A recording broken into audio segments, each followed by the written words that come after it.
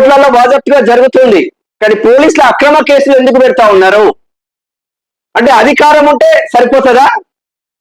ఎంతమంది పైన అక్రమ కేసులు పెడతారు? వయా టీవీ రంజిత్ రెడ్డి పైన అక్రమ కేసు, న్యూజిలాండ్ శంకర్ పైన అక్రమ కేసు, యూనిట్ ఛానల్ చిల్క ప్రవీణ్ పైన అక్రమ కేసు, చిత్రగుప్తు ఛానల్ పైన అక్రమ కేసు, గ్రీష్ పైన, మైపాల్ యాదవ్ పైన అక్రమ కేసులు, తొలి వెలుగు రఘు కొట్లాడుతున్న తొలి వెలుగు రఘు పైన, అనేక భూకంపాలు తీసుకొస్తున్న తొలి వెలుగు రఘు పైన నోటీసులు. ఎటుపోతుంది వ్యవస్థ? వీళ్ళందరూ కొట్లాడుతూనే కదా కాంగ్రెస్ గవర్నమెంట్ వచ్చింది. వచ్చిన తర్వాత ఏం చేస్తా ఉన్నారు? ఏ జర్నలిస్ట్ అయితే జెన్యున్ గా మాట్లాడతాడో ఆ జర్నలిస్ట్ పైన మనం ఆ గొంతు నొక్కే ప్రయత్నం చేయాలి కుట్రలో భాగంగా. ఇదా వ్యవస్థలు?